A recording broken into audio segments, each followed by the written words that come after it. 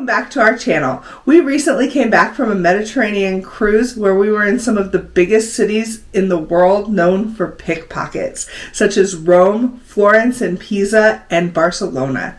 This next coming December, we're also going to both Paris and London, and all of those cities are known for pickpockets. So, being the diligent planners that we are, we did a lot of research on how to keep ourselves safe from pickpockets and scammers, and we thought since we've done all of the research, we would put out this video today to help you be prepared as well. And before we get going on that, we want to take a moment to invite you to subscribe to our channel. We bring you new travel content every single week. And if you like this video and find it useful in any way, please give it a thumbs up or share it with someone who might find it useful. We really appreciate it. And don't forget to leave a comment in the comment box below. We love to answer your questions. And we definitely did a whole series on that cruise, so we're going to link that here in case you want to go back and see what we did. It was a lot of fun. So let's get into it now. What did we see when we were traveling in Europe? Well, we saw a lot of the scams that they warn you about. One of the scams that we saw were the people that wanted to be your friend and give you a friendship bracelet. That was pretty prolific throughout all of the areas that we went to. And another scam that we saw was people walking around with fake babies strapped to their backs, trying to play on your heartstrings so that you will give them money. We saw people trying to sell you things that you may not even need, like a cell phone selfie stick or sunglasses. They also would drop things in front of you and walk on so that you would pick them up, and then they would try to scam you out of money to charge you for the item. Or there were even people who would fall in front of you. You talked about that from your trip to Paris last time, Carol? Yep. Pepper saw that. He saw somebody in the metro station take a tumble, and people went to go help them, and somebody pulled them aside and said, watch out, this is what they do to distract you so that they could pick your pockets. And finally, we also saw the petition scam, where they want you to stop and sign a petition, and while you are distracted, a partner comes up and steals your wallet. So all of these things we saw in person when we were out and about, and we did a few things to make sure that we were protected so that we didn't fall victim to any of these scams. First up, we're going to talk about the general tips that everyone can do to make themselves not a victim. Please make sure that you are always aware of your surroundings. Anytime that you're not paying attention in a very crowded area is the moments that the pickpockets are looking for that opportunity. They are completely criminals of opportunity, and they are looking for the easy mark. Don't make yourself that. Don't go by yourself. If you're in a group, watch out for each other. Walk with a purpose, and don't be distracted. It is also, they're going to try to get you in crowded places. That's where they're going to target you the most, because it is very distracting trying to find your way around like a metro station or out in a crowded tourist destination. And that's when you need to be hyper vigilant. So just keep your head on a swivel. Make sure that you're watching what's going on. Don't get too distracted by all of the beautiful sights that you're there to see. I mean, don't skip those, because that's the purpose of your vacation anyway. But also kind of have an eye open for people who are near you. Right. Just being cautious and being aware of your surroundings can go a long way in keeping yourself safe and not being a victim of pickpockets and scammers. So as Laura already mentioned, there's power in numbers. If you can be with a tour group or a group of people that are traveling together to kind of watch each other's backs, that's helpful. For sure. But you can also do things before you go out into these touristy destinations to prevent losing anything of value. One big tip is don't take it with you. If you can leave it in your hotel room safe or in the safe on your cruise ship, do it. We don't travel with our passports when we're going out on the excursions. You don't really need it. We leave those in the safes. So if something were to happen and our bag was stolen, we would still be able to get home. We also make copies of all of our important documents, and we keep them in a separate place in our hotel room or our cruise cabin. So if the worst thing does happen and our wallet gets stolen, we can have the numbers and the information that we need to get those replaced easier. And I like to leave another copy with a trusted person at home just in case. If everything else is gone, I can always reach out to that person at home and they can help me get home safe. So some of the other things that you can do is making sure that you don't keep all of the things that you're taking with you in one place. So don't keep all of your credit cards in one location in your bag. Maybe have one credit card in a certain pocket of your bag, one credit card somewhere else. So again, if one bag gets stolen, you still have access to your funds and your banking information. And along those same lines, make sure you have everything secure. We never walk around in a crowded area without having our hand on our bag so that we know what's going on at all times. And backpacks are very vulnerable, so I never put anything in the backpack that's of value. I just put the things that we need that are overflow that can't go into my bag that I can hold on to directly. Yeah, anything valuable you want to keep in front of you. So we recommend like fanny packs or crossbody bags where the bag is held in front of you at all times and you can just easily put your hand on it when you're walking around. And if you have a backpack and you're in a crowded area especially or on public transportation, a lot of people will turn the backpack around and wear it on the front of them and not their back. We did this in a lot of the different places and it just helps you keep an eye on your stuff. And one great way in winter to protect your stuff is to put it under your coat. If you've got that crossbody bag in the front under your coat and you can put your hand on it through your pocket, it's so secure that the pickpockets don't know it's even there. And speaking of pockets, the rule of thumb is if you don't have a bag, but maybe you've got something in your pocket, if you are in a high crowded area where you may see a lot of scammers around, put your hands in your pockets. Walk around with your hands in your pockets because if your hands are in there, you can make sure nobody else's are. So those are the general things you can do that don't cost any money. But there's definitely some anti-theft devices that we employed that made us feel a whole lot more safe and secure when we were in those high traffic areas. So to begin with, both Laura and I got some anti-theft bags. So I've got mine right here for you, and Laura's is right here. And this is from Travelon, and I think yours is the same company. Mine's from the same company. So when we were researching there were a few things that we liked about these bags that really appealed to us. Number one, it's a cross-body bag, so I could wear it draped over my shoulder, crossed over my body, and keep all of my belongings in the front of my person like we just talked about. Next, the little zippers don't just zip, but they lock. So there's a little locking mechanism right here that hooks right on to this loop right here. And that's an extra thing. They can't just slide by and unzip it. You have to unhook it. And you're going to feel that if someone's trying to do that. So I don't know, again, if you can see it, it's got this little hook on the zipper. So it clips in right there.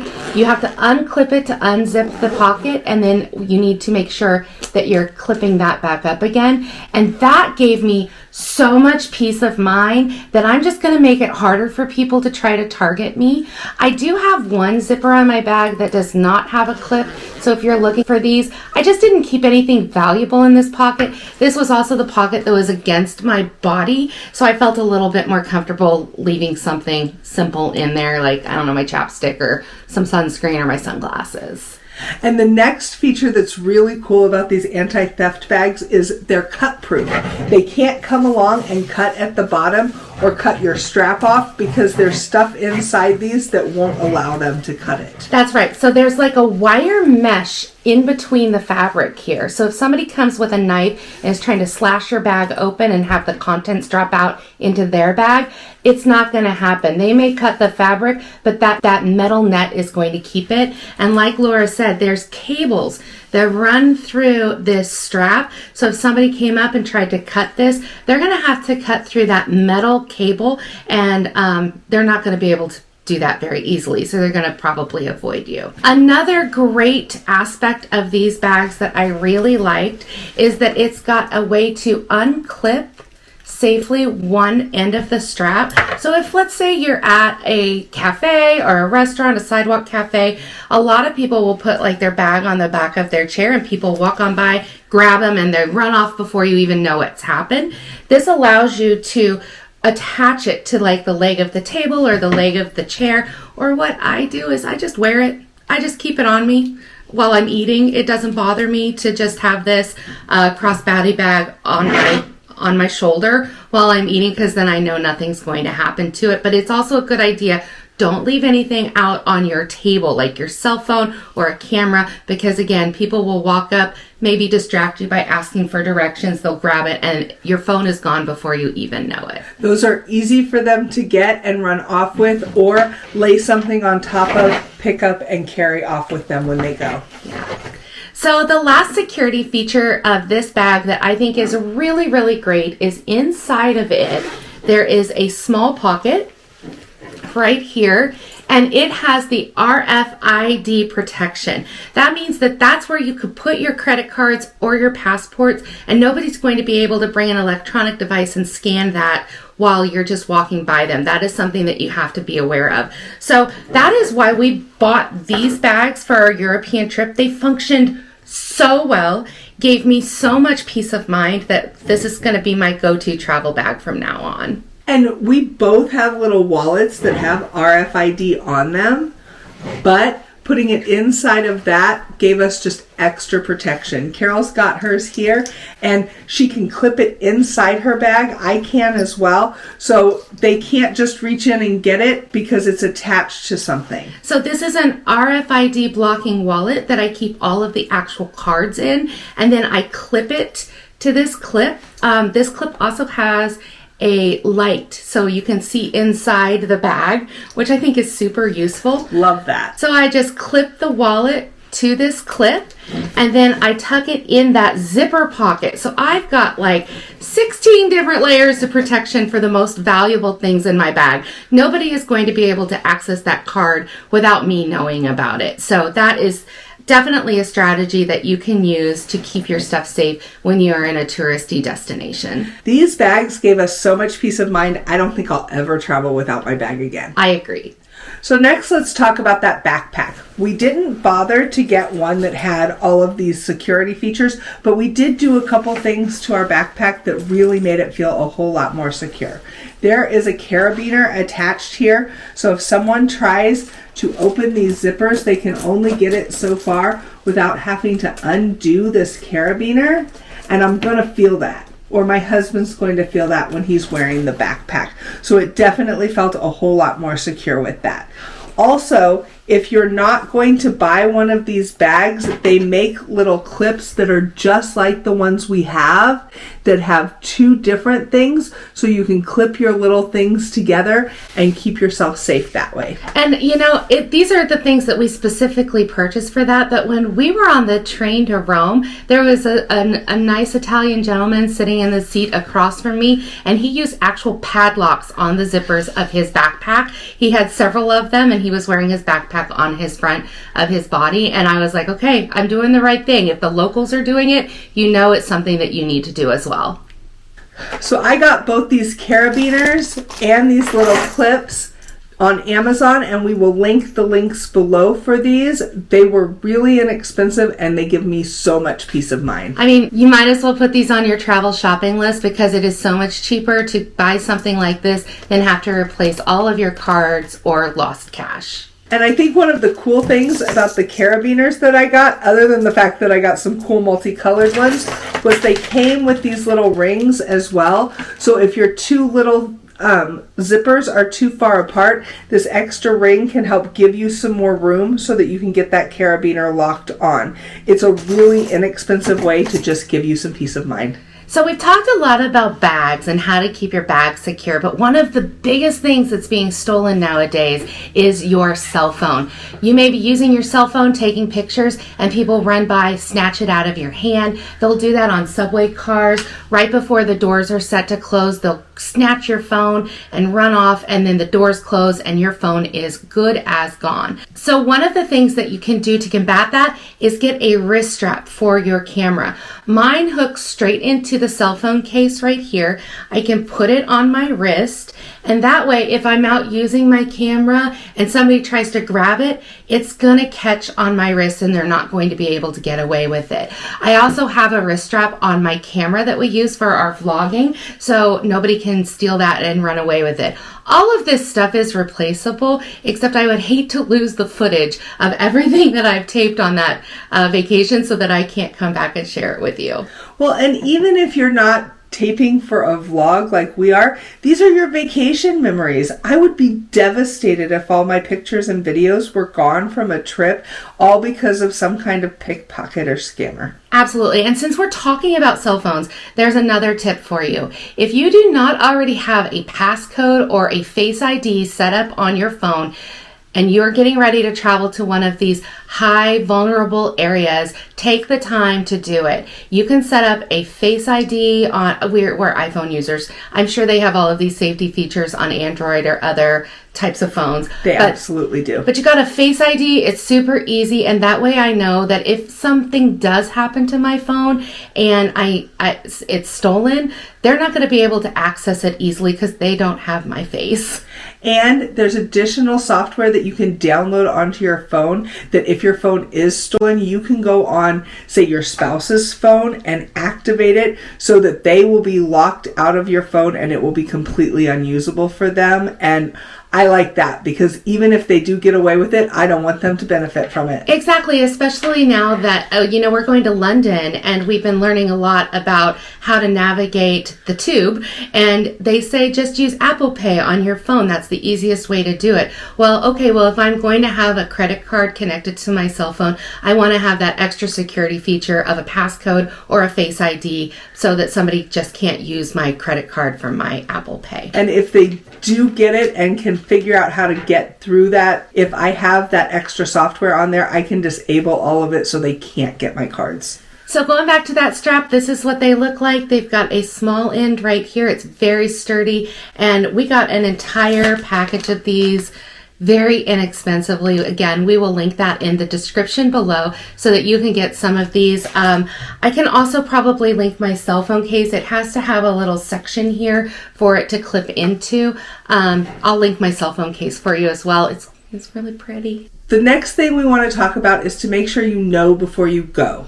Really plan and research what are the hot spots and the places to worry about. For example, right outside the Colosseum or in Trevi Fountain in Rome are some of the worst spots to be at, so be hyper vigilant at those spots. La Rambla in Barcelona is another one. Anywhere near the Leaning Tower of Pisa, you're going to run into people, and they can be pretty aggressive. They can. Carol ran into one. And that's my next point, and that is do not be afraid to be firm. Tell them to leave you alone. You can say no grazie, no merci, and walk on. But if they won't leave you alone, we had some folks that were really following us at the Leaning Tower of Pisa. I finally just got over it and I was like, I don't know you, leave me alone. And I was just really firm and they finally backed off. But sometimes you gotta not be polite. You just need to do what you need to do to keep yourself safe. Again, they're looking for the easy target, so if you're not making yourself that easy target, they're going to move on to somebody else. And if you're a tourist, one of the things that you should be asking yourself if somebody comes up to you and asks for help is, why are they asking you for help? Obviously, they can tell that you're not from around these parts. And so if they're asking you for help, I think that should be a red flag. Maybe you should just say, I'm sorry, I can't help you, and move on. Because again, you don't want to open yourself up to be a victim of petty theft. Okay, so those were all of our tips for how to stay safe with pickpockets and scammers. If you have any great ideas, please feel free to leave them in the comment section below. We thank you again for watching us today. If you found this video helpful in any way, please give it a thumbs up, share it with someone who could also find this information helpful, and don't forget to subscribe to our channel for all great new travel content from corefouradventures. And turn that notification bell on so you don't miss any of our videos. Thanks so much for watching Corefouradventures. We'll see you next time. Bye!